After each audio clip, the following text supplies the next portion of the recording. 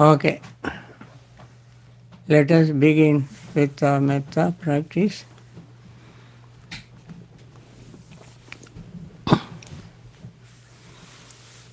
May all beings be happy and secure.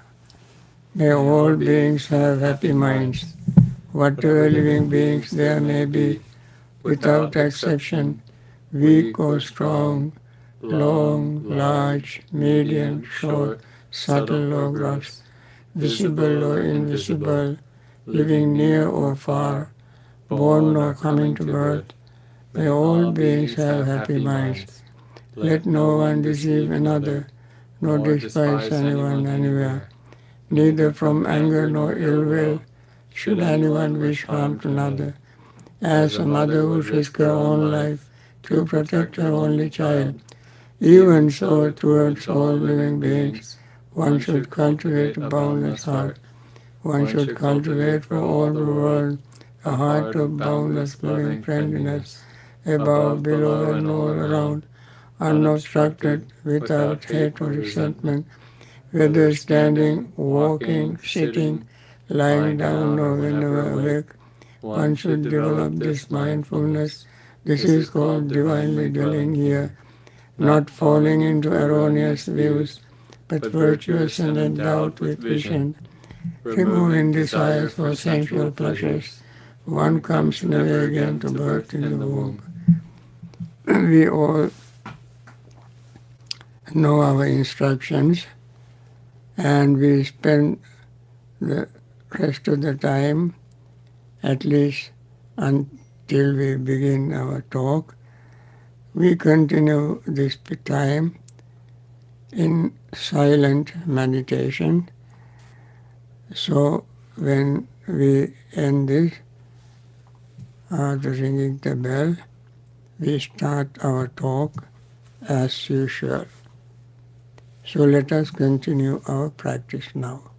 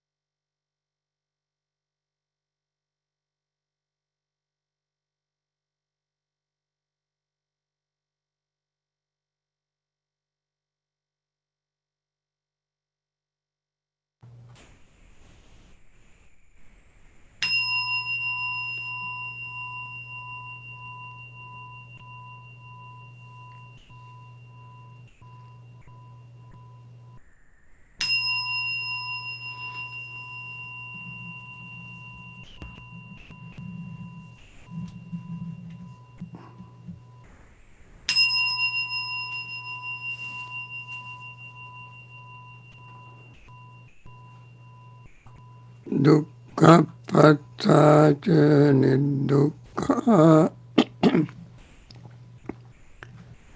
bhaya pattaca nibbhaya soka pattaca nisoka hontu sabbe pipanino. May the suffering be free from suffering. May the fear struck be free from fear. May the grieving be free from grief. So too may all beings be. With this metta thought in mind, let us focus the mind on the next step of the Bojjhanga. As we say, Bojjhanga is Bodhi Anga.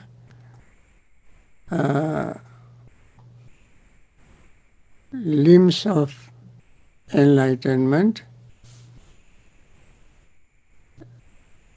We have been talking on this subject. We talked on mindfulness factor of awakening, then investigation factor of awakening. Today I like to speak on the energy factor of awakening.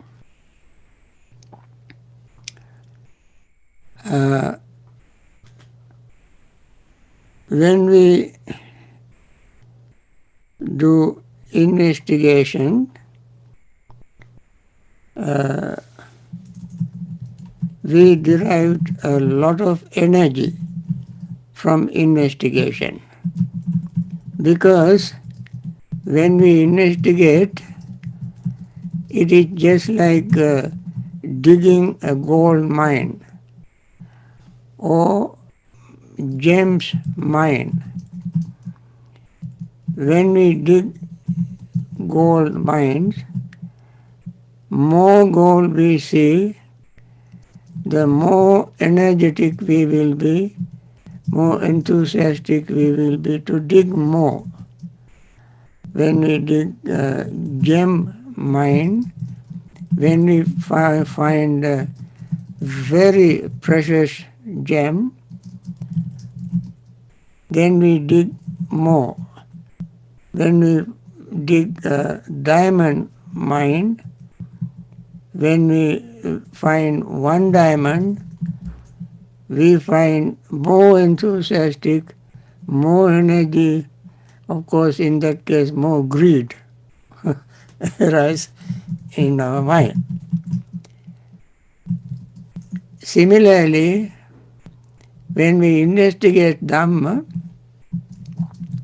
impartially, with mindfulness, you cannot investigate Dhamma without mindfulness or with partiality, because Dhamma is universal, and when we investigate within us, we begin to dig out more and more precious aspect of Dhamma. That makes us more and more energetic. We want to dig into deeper state of Dhamma. Then we get more energy. We are energetic and enthusiastic in our investigation, and we do it with vigor. We enjoy it, so we don't want to stop. That is the beauty of investigation. Any investigation, criminal investigation, you find more and more evidence. Similarly, investigation of Dhamma, you investigate deeper and deeper. That is why people discover many things, just like recently some companies came up with a vaccine because they did investigate, they experimented, and then finally they found something very effective. So, as we continue our investigation of the 5 aggregates, what are our gold mines, diamond mines, gems mines, are these 5 aggregates. We investigate each of them. They are oil wells, diamond wells. So we investigate. When we become more and more interested in what we are doing, this investigation becomes stronger and stronger. The interest arouses the energy to make even greater effort to stay in the course. We experience enthusiasm along with the investigation, along with the understanding, never to give up. With a lot of encouragement, we continue our investigation. And then this combination is the energy factor of enlightenment. Combination of mindfulness, investigation, arouse our energy factor of enlightenment. Now remember, this energy is not just a physical hypertension or physical energy. A simple example will show how investigation arouses energy.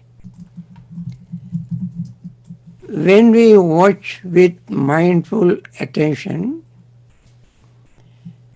anything we experience seems to follow a trajectory similar to the motion of a stone thrown into the air. The stone rises as strongly as the power we use to throw it. As it moves upward, the rising energy reduces and the speed slows down. Eventually, the upward motion stops.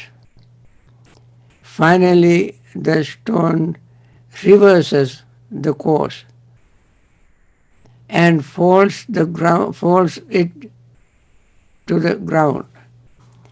Similarly, every instance of feelings, strong feeling or weak feeling, thoughts, perceptions, and consciousness follows this pattern. This interest generates the determination to be even more mindful and more energy factor, leading to the enlightenment factor within us. Now, when mindfulness combined with the enlightenment factor of energy, we are increasingly able to use skillful effort to keep from getting caught in greed, hatred, and delusion. Now this is very interesting thing. The reason why we practice investigation is to see how we get caught in greed, hatred and delusion. And as we do this, we also can see the danger, adinava, of greed, hatred and delusion within us in our own life. And then, of course, when adinava, danger, is very clear to us, we try to avoid it. Whenever we see a danger, a fire, snakes, dangerous places and so on, we try to avoid it. So we make effort.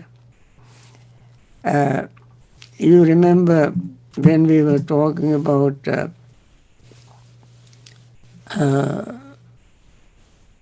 giving a simile of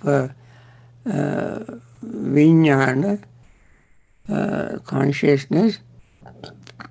Simile is vijnana, to illustrate vijnana, was that there is a very deep charcoal pit, 6-7 feet deep, and it doesn't produce flame, but it is very, very hot.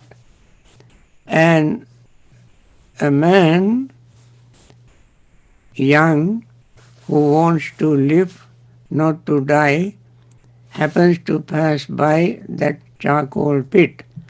And then two strong people come and grab him and try to drag him into the charcoal pit. This man turns and twists and struggles very hard to get away from that pit. Similarly, when we investigate the truth within ourselves, when greed arises, clinging arises, hatred arises, confusion arises, investigations, we see these dangers, we make great effort to get away from that, from going to avoid it. So, because we don't want to suffer. Therefore, when harmful impulses arise, we close the doors of our sense to suffocate them. We suffocate that harmful impulses. We don't want to cultivate them. Then we use effort to replace them with beneficial impulses such as generosity, loving friendliness, and wisdom. Because our energy is aroused, we are not lenient. We do not let them let down our guard for even an instant. As the Sutta tells us, realizing this body as fragile as a clay pot and fortifying this mind like a well-defended city, drive out the delusion with the sword of wisdom. That means realizing this body as fragile like as a clay pot. So if we try to become attached to it, we will be ended up in pain and suffering, because we cannot stop it from being fragile, being changing. So we make effort not to cling to it. So until the final battle is won, we use energetic effort to safeguard, secure, and maintain what we have gained. And that is why the Buddha said, protect or safeguard what you have gained with wisdom. But our energy is calm and focused rather than hyper intense. Skillful mindfulness, skillful investigation, and skillful effort work together like a well-trained team of purity of mind, to purity of mind. Now, there are three very important, we call cardinal factors in the Noble Eightfold Path. They are skillful understanding or right understanding, sammaditthi, and skillful mindfulness, sammasati, and skillful effort, sammavayama. These three factors always work together. So when we practice investigation with mindfulness, with energy, then all other factors we can complete very easily. So we recognize that life is as brief as flash of lightning, but there is still a chance to liberate ourselves from the cycle of suffering, as the Bodhisattva or the Buddha to be exclaimed in with a very profound determination. When he sat on the course, he went on practicing energy factor of enlightenment. It is called in some places parami, virya parami. Parami is perfection. Virya parami is the perfection of energy. He practiced energy until it reached its perfection. Now,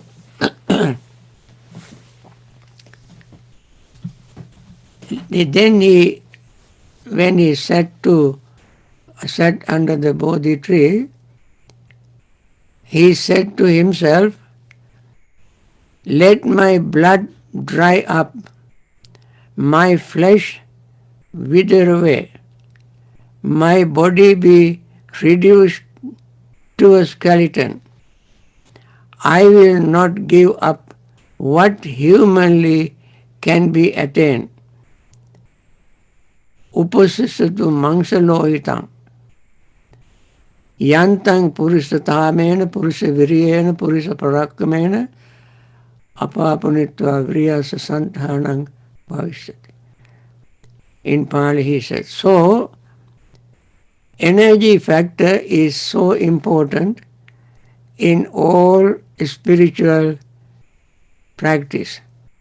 That is why energy factor of enlightenment is used in the Noble Eightfold Path as samma vayama, right effort, And in Iddhipada means success. There are four kinds of, four factors in Iddhipada. They are Chanda, Chitta, Virya, Vimansa. Chanda means wish or will. Chitta means determination. Virya means effort. Vimansa means investigation. So out of these four, both investigation and effort are mentioned. Then in Mahasatipatthana Sutta, at the beginning of the discourse, we read Kaya Kayanupassivirati Atapi Sampajano Satima Vinayaloke Abhijjado Manasang. Atapi, the word Atapi means the effort to overcome greed and covetousness and anger. So these are the things that get in our way, hindrances, as hindrances or fetters can arise during our practice. Now they arise not only at a sitting meditation, sitting on a cushion. Anytime they can arise. Anytime they arise, they will have the same harmful, dangerous effect. For instance, when greed arises while we are sitting, while we are walking, while we are talking, and while we are engaged in any activity, when greed arises, the result inevitably is pain, unsatisfactoriness, suffering. When hatred arises, not only during the sitting meditation, but walking, lying down, talking, eating, and any other time, the results will be the same. So, when we use mindfulness, as soon as the greed arises, we become mindful, especially if we are really mindful, we would prevent greed from arising. But when we are unmindful moment, greed arises, then immediately we use our effort to overcome that greed, because it is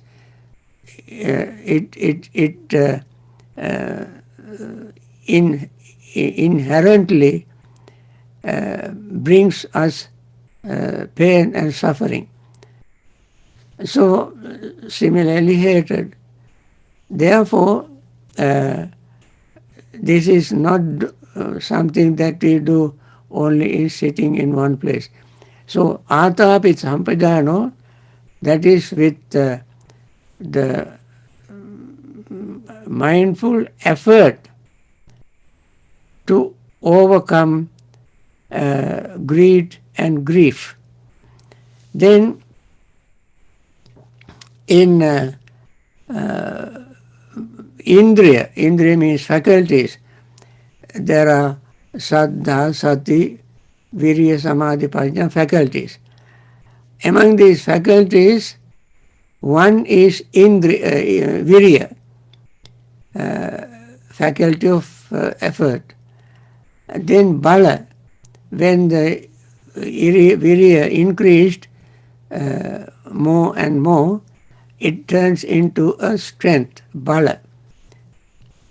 So, this is how it becomes a factor of enlightenment. And Buddha said this faculty of effort or enlightenment factor of effort needs nutriments. And Buddha asked in Sanyutta Nikaya, Buddha mentioned, and what bhikkhus is the nutriment for the arising of the unarisen enlightenment factor of energy, and for the fulfillment by development of the arisen enlightenment factor of energy. So the nutriments are three. What are they? They are the element of arousing, the element of endeavor, the element of exertion.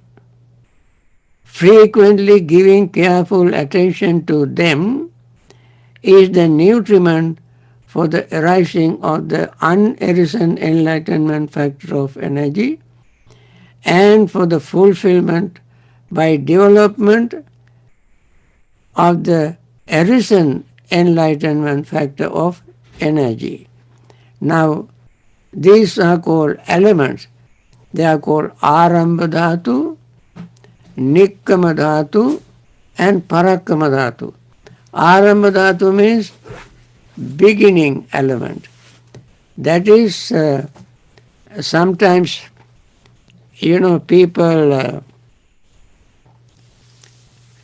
when they read a book or listen to a good Dharma talk and having good discussion with somebody, then at that time energy arises and thinks, oh, I must do this, I must practice this, this is so wonderful, this is so powerful and so meaningful for my life, this is very good, and so forth. The person make a commitment. It is next moment, next day, it is just like a bottle of soda. When you open it, the lot of gas comes and then it slowly disappears.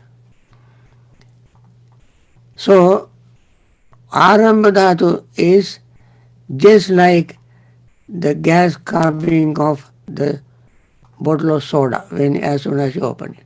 But the one who has mindfulness and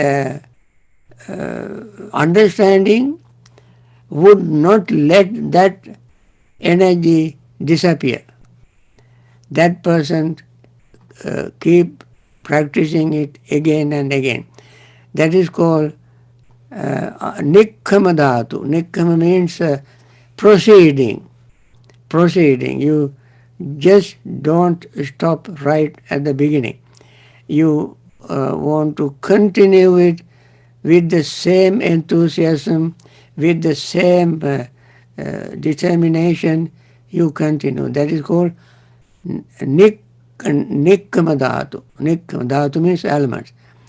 Then the person is so energetic because, as I mentioned, the digging of gold mines, the more gold he sees, more he wants to dig. Similarly, when this person keeps practicing, investigating these 5 gold wells, gold mines. What are the 5 gold mines? 5 aggregates. Keep digging. And then he comes to a very high level. That is called Parakrama Dhatu. Parakrama is valor, the success. So until the person reaches the success, the person keeps practicing. Now, these 3 steps of effort is called Arambha Dhatu, Parakrama Dhatu, Nikkama dhatu and Parakama dhatu. These are the three elements which are the nutriments or supports of enlightenment factor of energy. I think this may suffice for today's talk. You want to make the announcement now? Sure. Is now a good time? Yeah, before I start sending metta, at the end, Brian has an announcement to make. So let us take a few minutes to listen to that announcement. Thank you, Bhante. So you all should be able to see on your screen the flyer we created yesterday for the one-day virtual retreat we'll be having here at Bhavana Society on December 13th. You can see, looking at the flyer, that the three teachers will be Bhante G, Bhante Rahula, and Bhante Sadajiva. We'll start the sort of sessions at 9 a.m. and we'll finish up around 5:30. But people are free to sort of come and go as you please. You won't actually be here, so we don't have our. You can walk your dog and eat lunch and these sort of things. And we'll be using the same Zoom link for the retreat as we use every morning for these talks. So the password will be the same, just metta. And we'll try to post this flyer on the website and the Facebook group sometime this afternoon or maybe tomorrow at the latest. So that's all. If you prefer to get it via email, for any reason, please send an email to askbhante@bhavanasociety.org or info@bhavanasociety.org, and we can send you a PDF copy of this flyer. Okay, so I think I've had it on the screen long enough that you have a good initial look. So we hope you'll join us on the 13th, and I'll pass it back to Bhante G. Okay, this is my last retreat for the year, and then my this Dhamma talks will I continue till December 13. Yeah, December 13 is our last retreat and my Dhamma talk. And then from December 15th till March 15th next year, I go for my seclusion, and I don't give talks, no discussions, don't participate in other activities. These 3 months every year I take for my own practice in seclusion. So therefore, let us try to meet on the 13th of December. Now, friends, we have been discussing Dhamma, practicing metta, which we continue. We don't stop practicing metta, practicing meditation. And we want to wish all those who are suffering from COVID-19 and other ailments to recover very quickly and return to normal life, practice Dhamma, and liberate themselves from samsara.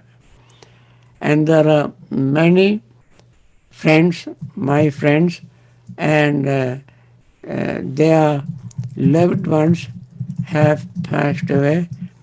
Some of them are still grieving, and very often we hear somebody or other passed away, and they may be in pain and grieving. May they be free from that grief and return to their normal life to continue the practice of Dhamma and liberate themselves from samsaric suffering. There are many wonderful, compassionate doctors, physicians, surgeons, nurses, other hospital staffs who are taking care of these suffering beings, and let all of them, those very compassionate people, be free from this virus, and they may never get it anyway in the first place. And if anybody got this virus, may they recover very soon to continue their wonderful service. There are many people who generously support various projects to discover or to invent vaccines, and some have been successfully invented, and may they quickly distribute among people for them to use it and get rid of this virus as quickly as possible. And then others, leaders who give leadership and make these things readily available to people. They may be leaders of countries, organizations, and so forth. May they have be wise, understanding to make the decision and help these people to distribute them as quickly as possible for the benefit of all these people. With this metta thought, metta wish, we want to end this morning session, and thank you all for participating. Your encouragement encouraged me. Your practice, your compassion encouraged me to continue this service since the 23rd of March until now. And therefore, I am thankful to you for creating this opportunity for us to continue this practice. I was digging a gold mine, and you all are my gold mines. That gave me a lot of encouragement. Thank you.